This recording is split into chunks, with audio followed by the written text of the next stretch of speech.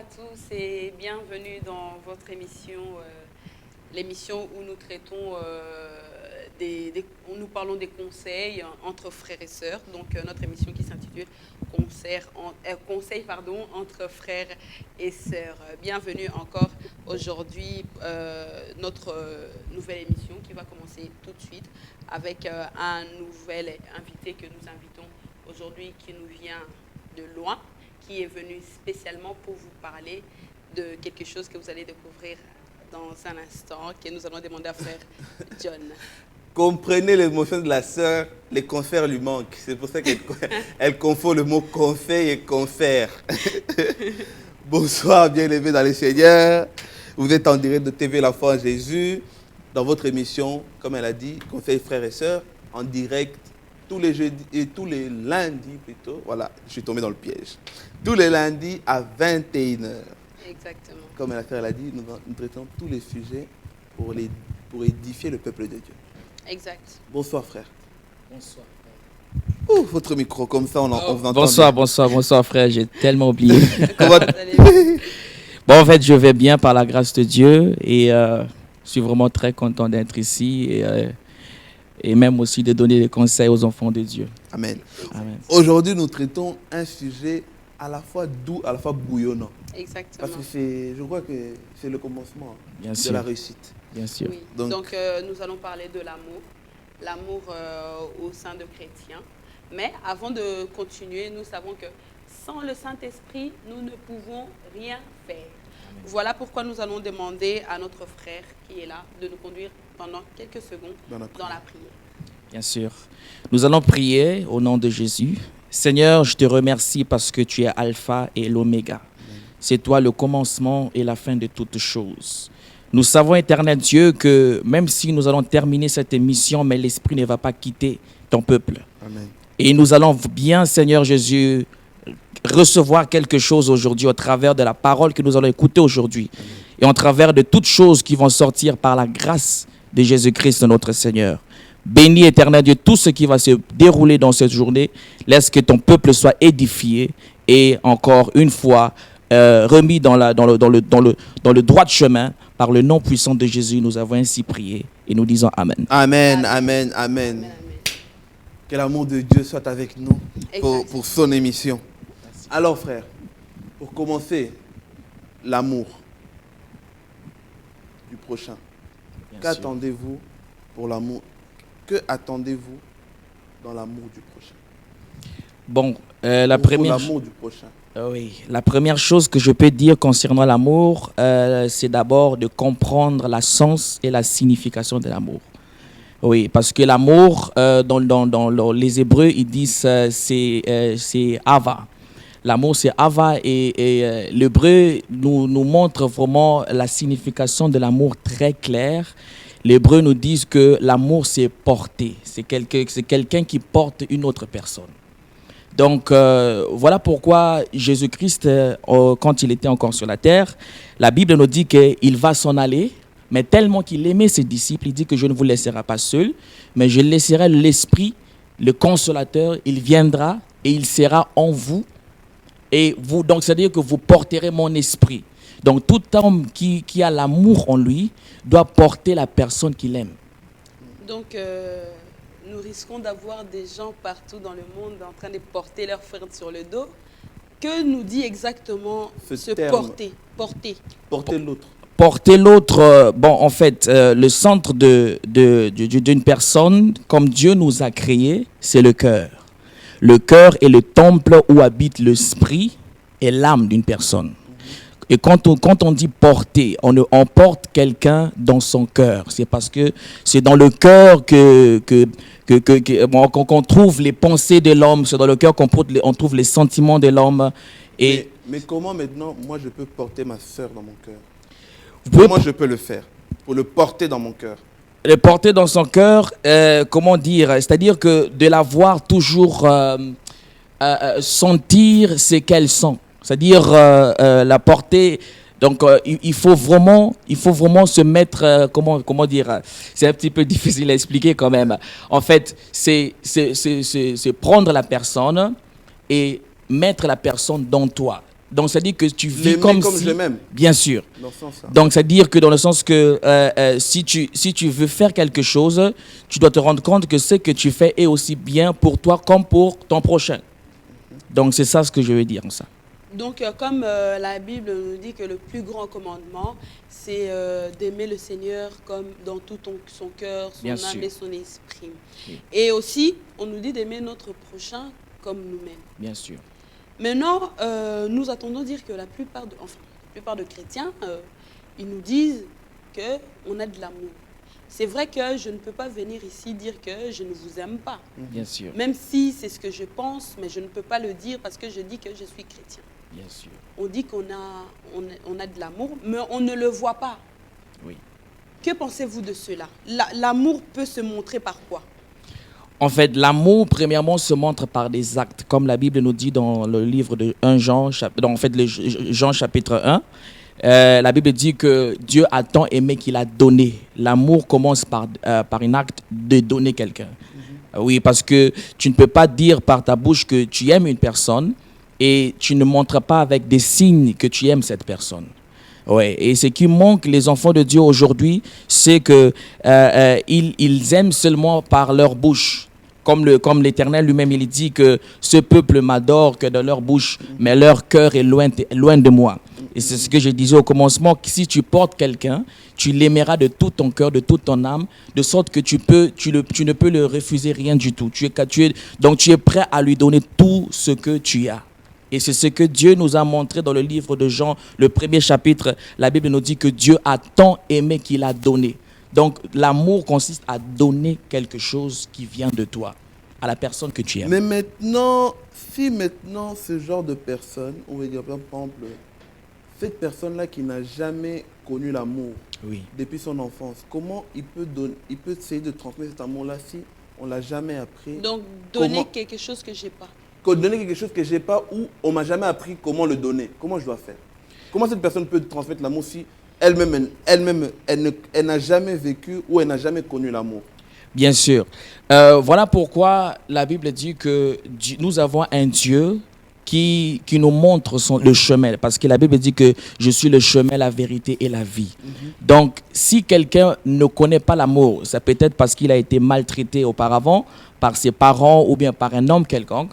Mais cela ne veut pas dire que c'est trop tard. Parce que quelqu'un, même s'il n'a pas l'amour, en Jésus-Christ, nous recevrons l'amour de Dieu. Et en recevant l'amour de Dieu, nous avons la capacité de pouvoir aimer ceux-là qui nous ont fait du mal. Oui, parce que Jésus-Christ lui-même, il dit que non, je vous donne ma paix. Je vous donne ma paix, je vous donne mon esprit. C'est-à-dire que nous sommes capables à aimer les autres avec leurs défauts comme Dieu nous a aimés. Tout à fait. Oui, donc quelqu'un qui, pour répondre à la question directement, quelqu'un qui ne connaît pas l'amour, mais qui connaît Dieu, il va connaître l'amour à travers de Dieu. Donc, ça veut dire que si on a Dieu et qu'on a été même si on a été maltraité toute notre vie, on connaîtra l'amour. Oui, mais ça va prendre combien de temps? Parce que, admettons que ça fait 15 ans que je suis dans le Seigneur, mais j'aime toujours pas les autres. Je n'arrive pas à aimer les autres. Bien sûr. Ça, James, la question est très, très bien. Ça va faire combien de ans? Moi, je dis que quand on vient dans le Seigneur, on doit rentrer d'abord dans l'université. C'est-à-dire l'université spirituelle. Dieu doit te faire rentrer à l'école. Et quand tu rentres à l'école, c'est quand nous voyons dans l'histoire de Joseph. La Bible dit que Joseph, il était tellement isolé, tellement qu'il était accroché à son père. Et nous voyons certaines choses que Joseph, il a été vendu par ses frères. Et c'est dans le cachot que Joseph, dans le prison, que Joseph a compris maintenant il a compris maintenant la raison pour laquelle Dieu lui avait choisi. Là, il a commencé maintenant à exercer son ministère. Donc, pour simplement éclaircir la question, pour dire clairement que nous, quand Dieu te choisit, c'est alors là tu apprends à attendre et Dieu t'apprend aussi en même temps à aimer les autres. Donc, c'est comme ça. Et maintenant, si aujourd'hui, je dis ou je prétends que je suis chrétien, mais je ne sais pas aimer les autres, est-ce que Dieu me connaît?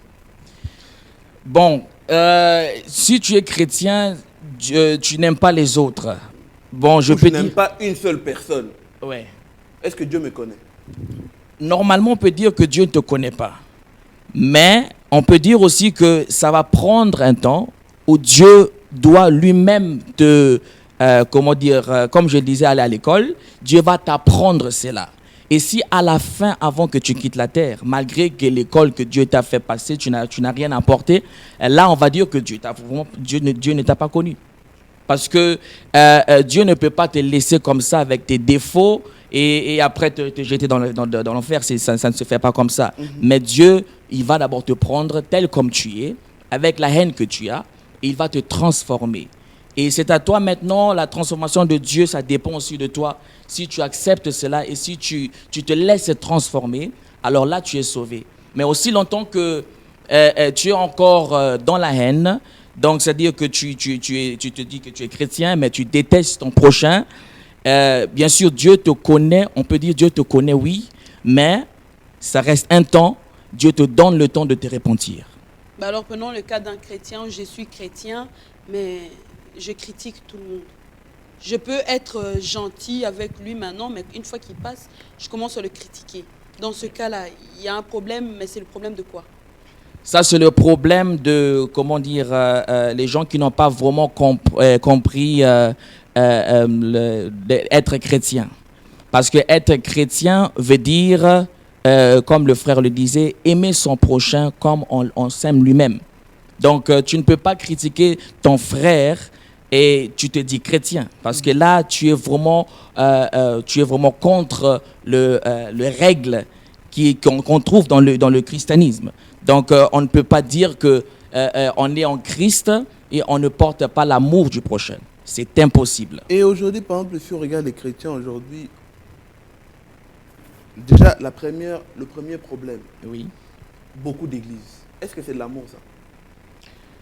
Beaucoup d'églises, normalement, en fait, je peux dire que c'est pas vraiment Si biblique. vraiment c'est l'amour, pourquoi on n'est pas unis?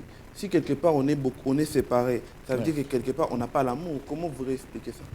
Bon, en fait, beaucoup d'églises, on peut l'expliquer dans beaucoup de façons, beaucoup de manières. Parce que si ici il y a une église et dans l'autre ville il y a une église, ça dépend à la personne ou bien au pasteur que Dieu a appelé.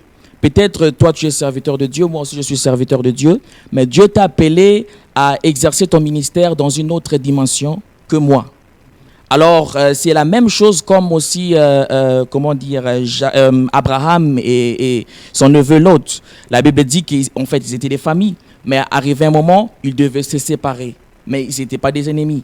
Donc, c'est pas mal d'avoir ici une église et là-bas aussi une église. Cela ne veut pas dire forcément qu'on ne s'aime pas. Mais malgré qu'on se sépare, la Bible dit que quand Dieu voulait aller pour détruire Sodome et Gomorrhe, Abraham s'est fait la peine. Il avait porté son cœur, en fait, il avait porté son neveu dans son cœur. Il dit, Seigneur, si là-bas il y a un seul juste, est-ce que tu tueras quand même le pays? Donc, on voit qu'ils étaient séparés, mais malgré cela, l'autre, son neveu, était toujours dans son cœur. Oh, que Dieu soit loué. Mais nous voyons dans le livre de 1 Corinthiens 13, Oui. où on nous dit que l'amour pardonne tout, l'amour supporte tout, et tout ce qu'on a décrit dedans. Comment alors une personne qui dit être remplie du Saint-Esprit, mais n'arrive quand même pas à pardonner, a du mal à pardonner et a du mal à supporter les fautes des autres? Une chose je peux dire, le Saint-Esprit habite en nous, mais le Saint-Esprit n'est pas un dictateur. Le Saint-Esprit, quand il habite en toi, il est comme quelqu'un qui t'accompagne. Il est comme un GPS. Le GPS va justement te parler quand il s'agit des décisions d'aller à gauche ou à droite. Et c'est la même chose avec le Saint-Esprit. Le Saint-Esprit habite en nous. Vous savez, quelqu'un qui est rempli du Saint-Esprit peut commettre l'adultère. Pourquoi? Comment peut-il s'arriver? Il est rempli du Saint-Esprit. C'est parce que le Saint-Esprit va te parler, mais il ne va pas t'obliger d'obéir ce qu'il dit. Donc, les gens qui arrivent à faire de telles choses, ce sont des gens qui en fait, ils ont le Saint-Esprit, mais de leur comportement, ils ignorent la voix du Saint-Esprit et à la fin, ils font ce qu'ils veulent. en négligeant ou bien en ignorant la voix de l'Esprit de Dieu. C'est parce que voilà pourquoi la Bible dit que l'obéissance vaut mieux que les sacrifices. Donc c'est comme si c'est eux qui veulent diriger le Saint-Esprit. Bien sûr. Donc en fait c'est ça. Ils veulent diriger le Saint-Esprit.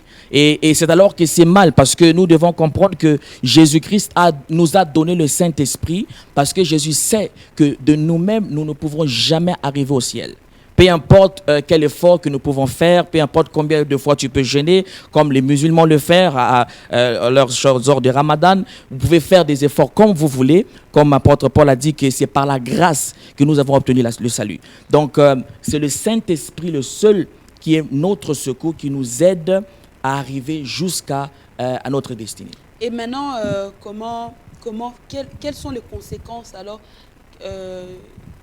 qu'une personne peut subir lorsqu'elle n'arrive pas à pardonner, lorsqu'elle a du mal à aimer son prochain? Les conséquences, je peux dire que les conséquences, c'est un petit peu différent. Le Saint-Esprit peut avoir l'autorisation du Père de te frapper. Oui, ça c'est clair. Le Saint-Esprit peut avoir l'autorisation du Père de te frapper quand tu n'as pas obéi à l'Éternel. Parce que Dieu va te frapper, non pas pour que tu puisses partir en enfer, mais parce qu'il t'aime. Oui, donc Dieu va faire de sorte qu'il t'emmène dans des circonstances où tu vas commencer maintenant à vivre des situations où tu vas te rendre compte que non, cela m'arrive parce que j'ai fait ça à mon frère, j'ai fait ça à ma soeur. Donc c'est ça la chicotte du Saint-Esprit. Il te frappe pour te corriger. Nous nous rappelons de l'histoire du prophète Balaam. Quand Dieu l'a dit que non, ne pars pas pour maudire mon peuple. Mais quand même, il est allé. Qu'est-ce que l'Esprit de Dieu? La Bible dit qu'un ange lui apparut et il était totalement, vraiment, il était confus. Donc il était vraiment totalement en dehors de lui-même. C'est ça ce qui nous arrive. Le Saint-Esprit, un moment arrivé, il nous frappe ou bien il nous corrige à cause de l'amour de Dieu. Mais est-ce que le Saint-Esprit peut aussi abandonner une telle personne? Ça, c'est impossible. Le Saint-Esprit ne peut jamais abandonner un enfant de Dieu. Une fois que tu es choisi, tu seras pour toujours dans l'éternité. Oui, mais si on vit on désobéit complètement à tout ce que le Saint-Esprit nous demande de faire. Là, tu n'as été jamais choisi. Parce que la Bible dit que ceux qui ne sont plus avec nous, ils n'étaient jamais avec nous. Dieu, moi je dis tout souvent, quand je prêche, je dis que Dieu n'a pas engagé un ange pour chaque fois quand tu fais un péché, il a un livre, il note le péché que tu as fait, et puis il t'enlève dans le livre de vie, et quand tu demandes pardon, tu te repens, et il écrit encore ton nom dans le livre de vie. Ce n'est pas comme ça. Dieu connaît dès le commencement, avant que tu naisses, Dieu connaît déjà ceux dont il a choisi, donc, qui arriveront dans le ciel. Cette personne, cet homme ou cette femme que nous on croyait que c'était un chrétien, oui, mais qu'aujourd'hui commet un péché, oui, qui perd sa vision, en quelque sorte, il n'a jamais été chrétien en fait. Un homme qui était en Christ, oui, et qui tombe, et puis il n'est plus en Christ. Il devient apostat. Il devient apostat. Oui. Il demeure dans ce apostat. Jusqu'à la fin de sa vie, oui, il n'a jamais été chrétien. Jamais. Donc ça peut être, c'est possible qu'on devient apostat et puis on revient dans le Seigneur. Laisse-moi vous dire que quelqu'un que Dieu a choisi avant la naissance, est-ce qu'un nez peut changer et devenir les pieds? Ou bien est-ce que tes mains peuvent devenir ta tête? Si Dieu t'a formé que tu es né, jusqu'à ta mort, même après ta mort, tu resteras né. Si Dieu t'a formé que tu es tête, jusqu'à ta mort, même après ta mort, tu resteras tête.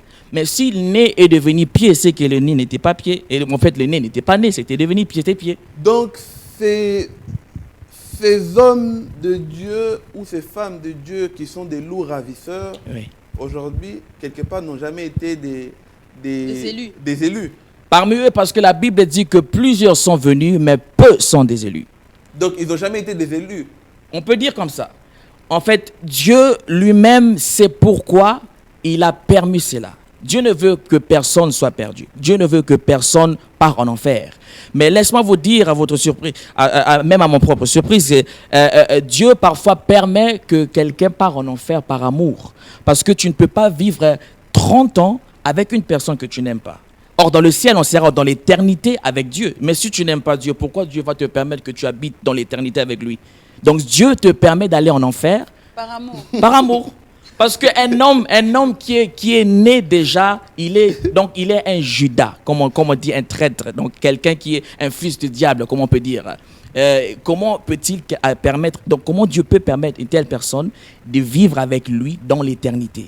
Il ne se comprendra jamais avec Dieu. Mais comment expliquer alors un mari qui dit à sa femme, je te quitte parce que je t'aime beaucoup? Quelqu'un qui dit à sa femme, je te quitte parce que je t'aime beaucoup. Oui, par amour, je te quitte. Bon, c'est que la personne n'est pas honnête. Parce que la personne que tu aimes vraiment, c'est impossible de les quitter. Très impossible. Donc, c'est possible d'aller en enfer par amour. Bien sûr. Ça, Donc, c'est Dieu, Ça, le frère vient de dire quelque chose. Dieu, je vous dis la vérité, Dieu ne permet pas certains gens aller au ciel, simplement parce que ces gens n'ont pas l'amour de Dieu. Cependant, Dieu les a aimés, mais ils n'ont pas l'amour de Dieu dans leur cœur. Alors pourquoi j'habiterai avec une personne dans l'éternité qui doit, parce que dans le ciel, quand on aura, la Bible dit que nous tous, on aura des habits blancs, adorer l'Éternel, et nous dirons chaque jour, nuit et jour, Saint, Saint, Saint est l'Éternel. Mais quelqu'un qui n'arrive même pas à dire que Dieu est saint. Bien aimé, ce que le frère vient de dire là, c'est quelque chose de pertinent. Cherchez à aimer Dieu. Mais maintenant, Cherchez... Non, frère, attendez. Cherchez à aimer Dieu. Ouais. C'est très dangereux. Parce que c'est vrai qu'il y en a aujourd'hui, 40 ans, 50 ans, mais ils ne reconnaissent même pas que Dieu est Seigneur. Ouais. Mais comment tu vas être dans le paradis? Ou bien quelqu'un... Cherchez à aimer Dieu. Avant qu'on continue. Moi, ça m'a fait peur, hein, cette phrase. Ouais. Cherchez à aimer Dieu. Ou bien, comment peut-il... Quelqu'un qui est chrétien, il n'a jamais confessé. Voilà pourquoi j'aime bien mon père spirituel, prophète Lumbu, Prince Lumbu, là à Dortmund. Il a une fois baptisé quelqu'un, une jeune fille, et il a dit à cette jeune fille de confesser sa foi publiquement. Et c'est ça ce que je donnerai comme, parce que c'est conseil qu'on doit donner, même aux serviteurs de Dieu. Si vous baptisez les enfants de Dieu, faites-le confesser publiquement qu'ils appartiennent à Dieu. Même le diable, vous connaissez même les chantres d'aujourd'hui, des Beyoncé, ils confessent publiquement à qui ils appartiennent. Alors pourquoi pas les enfants de Dieu? Donc c'est ça, quand quelqu'un est baptisé, il doit publier publiquement, j'appartiens à Jésus-Christ. Quand tu fais ça, pourquoi pas te laisser au ciel? Le véritable amour. Frère, maintenant, parlons un peu des enfants de Dieu. Oui. Pourquoi aujourd'hui les enfants de Dieu, on a du mal à donner une seconde chance aux autres? C'est comme si moi aujourd'hui j'étais trahi, mais j'étais pardonné, mais j'ai du mal à te redonner cet amour-là. Et à chaque fois qu'il y a un problème, je te dis, oui, mais tu te souviens ce que tu m'as fait à 10 ans. Tu te souviens ce que tu m'as fait. Oui. En fait, vraiment... Même Jésus avait oublié Judas, mais nous, on se rappelle toujours de Judas. Pourquoi? Bon, j'ai dit que, vous savez, l'homme, c'est difficile d'oublier le mal qu'on a fait, mais c'est facile de se rappeler. En fait, c'est difficile d'oublier le mal, c'est facile de se rappeler quand même ou bien, comment je vais dire, contraire. C'est difficile de se rappeler du bien. Du bien. Mais c'est facile de se rappeler du mal. Bien sûr. Voilà. Ouais. Donc, c'est comme Christ, quand il nous a aimés, la Bible dit que quand on était encore pécheurs, Dieu nous a aimés tels comme nous étions. Et quand nous sommes devenus chrétiens, combien grand est encore cet amour? Donc, un chrétien qui ne peut pas oublier, moi je dis que c'est un chrétien qui n'a pas vraiment compris, qui n'a pas compris le Nouveau Testament, qui vit encore dans l'Ancien Testament. Parce que ce que je veux vous dire, c'est que l'Ancien Testament, Dieu n'avait pas des enfants. Dieu a des enfants que dans le Nouveau Testament. Alors, nous voyons que Dieu a oublié tout, parce que si vous regardez dans l'Ancien Testament, de Genèse jusqu'à Malachie, vous allez voir personne dire à Dieu mon Père. C'est Jésus qui est la première personne qui dit à Dieu mon Père. Donc, Dieu, à partir de Jésus, a oublié tout l'Ancien Testament. Il a commencé de nouveau avec Jésus-Christ. C'est pour cela que Christ dit que celui qui est en moi est une nouvelle créature. Et toute chose est passée. Alors, quelqu'un qui n'arrive pas à oublier, il doit demander forcément le Saint-Esprit de l'aider. Parce que rien n'est impossible si tu mets le Saint-Esprit en toi et tu obéis à chaque chose que le Saint-Esprit te dit. Est-ce que si on n'arrive pas à oublier le mal qu'on nous a fait, on n'arrive pas à donner la seconde chance aux autres, est-ce qu'on est quand même agréable à Dieu ou pas? Non, on n'est pas agréable. Parce que Dieu a oublié tes péchés. Dieu oublie nos péchés à chaque seconde. Nous péchons à chaque seconde et Dieu l'oublie chaque fois. Moi, je dis, Dieu, la faiblesse de Dieu, c'est oublier le mal de l'homme qu'il a créé. Quelqu'un peut être, il a péché aujourd'hui. Et demain, Dieu oublie ses péchés. Nous voyons, Dieu dit que, en fait, Dieu dit à Noé, j'effacerai toute la terre, je vais détruire toute la terre et toutes ces choses-là. Et après un temps, Dieu dit, je me répands de le faire. Je me répands parce que j'ai fait tout ces choses-là. Donc, Dieu, la faiblesse de Dieu, c'est il aime trop. Et quand il aime trop, il oublie aussi rapidement. Oui. Et la Bible nous dit que chercher la paix avec tous, c'est la sanctification sans laquelle personne ne verra Dieu. Donc ça veut dire que je me sanctifie, mais je ne pardonne pas. Je verrai quand même Dieu parce que je me sanctifie. Quel est le lien entre l'amour et la sanctification? La sanctification, c'est d'être agréable à Dieu en tout regard. C'est ça, c'est dans la définition de la sanctification. Quelqu'un qui est honnête, qui vit une vie qui est irréprochable devant son Créateur. C'est la personne là qui est sanctifiée. Voilà. Et quand nous disons que quelqu'un qui porte des péchés en lui, en quelque sorte, il n'est pas sanctifié parce qu'il n'est pas agréable à son Créateur. Dieu n'aime pas quelqu'un qui porte en lui la haine et qui vient à l'église le dimanche, tu adores Dieu. Tes adorations que tu fais ne montent pas dans le ciel. Parce que vous devez comprendre, quand on part à l'église, on adore Dieu, c'est la fumée qui monte. Amen. C'est la fumée qui monte d'en bas et ça part dans le trône. C'est comme le sacrifice d'Abel. Et ça vient d'en bas, l'holocauste, ça monte en haut et ça touche le cœur de Dieu. Mais si la personne a la haine en lui, ça empêche l'adoration qu'il emmène à Dieu de monter au ciel. Donc il est en train de chanter, mais il perd son temps. Dieu n'entend même pas ce qu'il dit. Oui, mais ma question, oui. Le lien entre la sanctification et l'amour. La sanctification et l'amour, en fait, tu ne peux pas être sanctifié si tu n'as pas l'amour. Les deux marchent ensemble, oui. Ok. Et qu'est-ce qu'il faut faire maintenant pour avoir un vrai amour, aimer Dieu comme la Bible nous dit, et aussi aimer son prochain? Qu'est-ce qu'il faut faire? Quelles sont les démarches? Les démarches, c'est d'abord, la première chose qu'on doit faire, il faut d'abord comprendre le message de Christ. Quelqu'un qui n'a pas compris le message de Christ, c'est impossible d'aimer son prochain. Quelqu'un qui ne comprend pas le message de Christ, il n'a pas vraiment la capacité d'aimer son prochain. Parce que Christ est l'exemple idéal que Dieu a donné à l'homme pour que l'homme puisse vivre comme Dieu. Parce que personne ne peut devenir comme Dieu, mais Dieu est devenu comme nous. Il a pris la chair d'un homme, il est devenu homme, afin de nous donner exemple comment nous pouvons aimer. Nous voyons l'exemple de la femme qu'on a attrapée dans l'adultère. Et Jésus dit que la première personne d'entre vous qui a jamais péché, ou bien qui a jamais commis de péché, qu'il jette les pierres. Personne ne l'a osé. Pourquoi? Parce que tout le monde savait qu'ils avaient des péchés. Mais Jésus dit à la fin, je ne te condamne pas. Donc Jésus condamne personne. Mais il a l'amour plutôt. Et c'est ça ce qui fait que nous devons prendre Jésus comme notre exemple, vivre comme lui, aimer nos prochains et savoir à oublier. Mais maintenant, si j'ai tout essayé, j'essaye de comprendre le message de Christ, je n'arrive pas. Ouais. J'essaye de lire, je ne comprends pas ce langage-là. Dans ce cas-là, c'est quoi le problème? C'est le problème je dois être délivré ou je dois être quoi? En fait, oui, c'est le cas, il faut être délivré.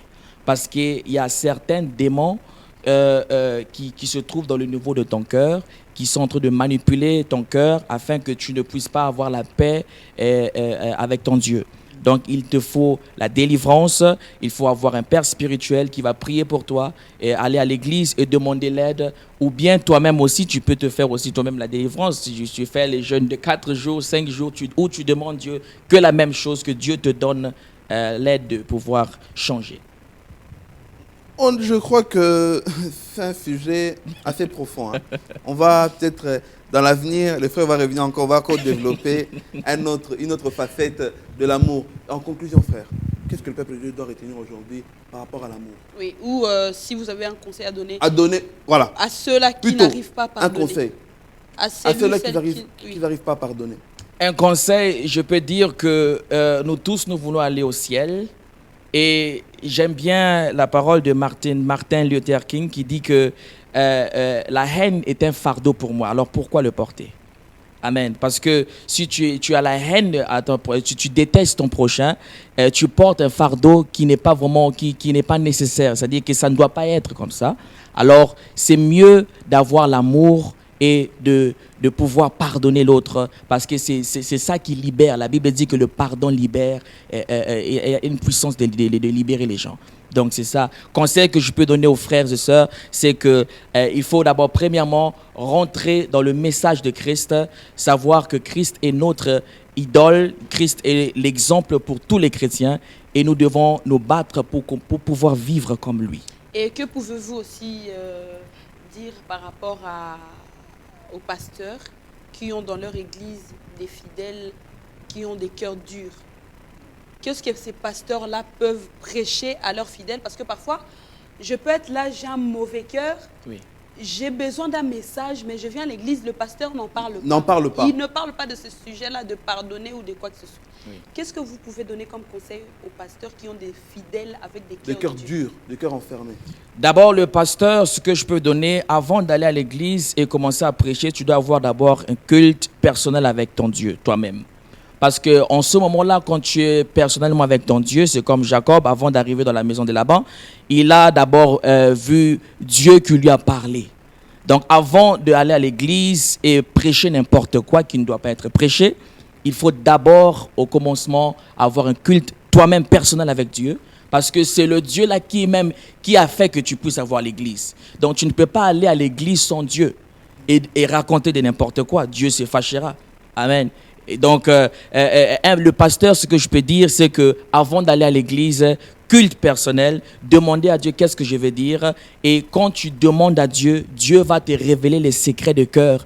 Et il va t'aider afin que tu puisses trouver toujours des messages qui vont délivrer le peuple de Dieu, qui viendra vraiment au temps opportun, qui est nécessaire pour le peuple de Dieu d'être délivré. Vous avez été clair. Que Dieu vous bénisse, qu'il vous rajoute encore ce qu'il manque. Merci. Et je sais que la prochaine fois, nous serons encore bénis. Exactement. Moi, je crois que pour conclure, je dirais juste un seul verset. La Bible déclare, dans 1 Jean, il dit « C'est lui qui prétend m'aimer, mais qui n'aime pas son frère, c'est un menteur. Comment peux-tu prétendre m'aimer, moi, celui que tu ne vois pas, mais tu n'aimes pas celui que te vois ?» Exactement. Bon attendeur. Salut. Que Dieu vous bénisse abondamment. Merci encore de nous avoir suivis. Je crois que le message a été très clair. Mais n'hésitez pas à nous envoyer des remarques. Et si vous voulez que le frère revienne pour nous éclaircir encore en profondeur dans ces sujets-là, n'hésitez pas, écrivez-nous, envoyez-nous des messages, appelez-nous et le frère reviendra. Que Dieu vous bénisse. Soyez toujours connectés sur nos réseaux sociaux. Vous avez peut-être remarqué que notre compte Facebook est un peu bloqué. Nous s'est transformé en page, mais vous pouvez nous contacter sur nos comptes privés. Moi, frère John, fruit de l'esprit, la sœur, archange Anaël, ou écrivez-nous sur nos pages, nous allons vous répondre. Restez toujours branchés tous les jeudis à 21h et tous les lundis, comme aujourd'hui, à 21h, dans vos émissions pour pouvoir réveiller le peuple de Dieu. Au revoir. Au revoir, à la prochaine.